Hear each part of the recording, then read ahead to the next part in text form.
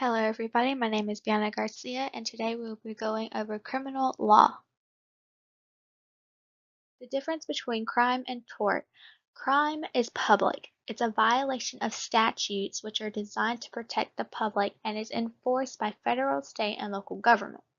It's punishable by the official governing body of nations or the state. A tort is a private wrong. It causes injury to another person such as their well-being, property, or their reputation. There are three classifications of crime: treason, felony, and misdemeanor. The federal and state laws determine the classification and specify the punishment for each. Treason is a major crime defined by the Constitution of the United States. It's betraying one's country, such as in war. It's punishable by death or imprisonment for more than 5 years. You can also be fined $10,000 for aiding or comforting the nation's enemy. A felony is a serious crime against society, such as murder, larceny, bribery, and embezzlement. It's punishable by execution or imprisonment for more than a year. A misdemeanor is a less serious offense than a felony, such as traffic offenses or thefts of small amounts of money, punishable by fines and/or imprisonment for no more than a year.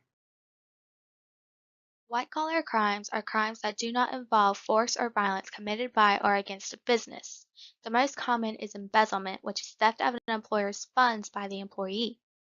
White-collar crimes cover a wide range of crimes such as credit card fraud and cyberspace fraud. Depending on the seriousness, it can be a felony or a misdemeanor and violate federal or state laws. RICO is one of the most successful laws used to combat white-collar crime. It prohibits an organization's employees from engaging in mail fraud, bribery, acts of violence, and embezzlement. These are called racketeering activities. A person who suffers these damages to their business or property may sue for an amount equal to 3 times the actual damages. Security fraud is when a person or company provides false information to potential investors to influence their decision. Ponzi scheme is a type of security fraud in which large gains are promised to investors, but in reality, newer investments are used to provide a return on older investments. This scheme collapses over time due to older investments becoming too large to cover with the new investments. Arson is the willful act of causing the burning of property belonging to another person, most are profit related to collect money from their insurance. Burning to defraud is a special category of crime for a person who burns their own property with the aim of collecting insurance money. Insurance industries develop very sophisticated investigation techniques to prevent this practice. Larceny is taking and carrying away the personal property of another without the right to do so. It can be classified as small or large depending on the value of stolen property. Robbery is a type of larceny which is taking property and possession of another person against that person's will. Burglary is another type of larceny, which is illegally entering another person's premises for the purpose of committing a crime. Other examples of larceny are hijacking, embezzlement, and shoplifting. Bribery is giving or taking something of value to influence someone in their performance of duty, usually a public official. Some states have enacted laws that make it a crime to bribe anyone other than a public official. Both the giver and the receiver can be charged, and bribery is usually considered a felony.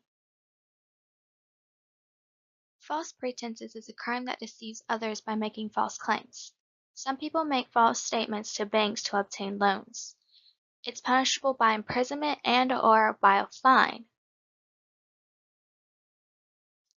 Forgery is wrongfully making or altering the writing of another with the intent to defraud. Forgery could include falsifying a signature on a check.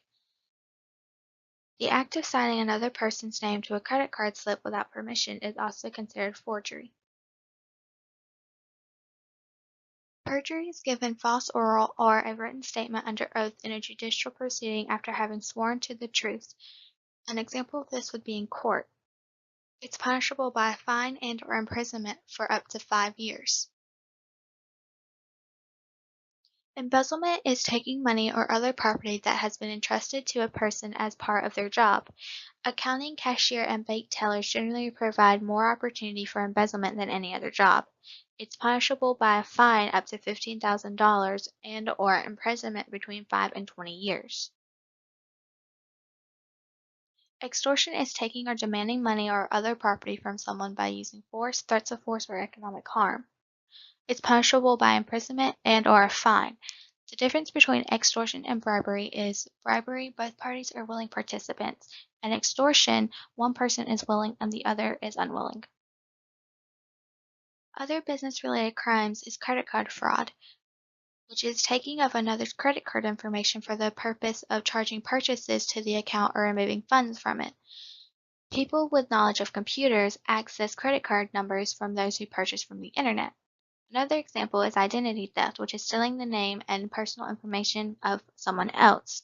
The person stealing another's identity does so in order to obtain credit cards and other types of loans with no intent of ever repaying these. You can prevent this.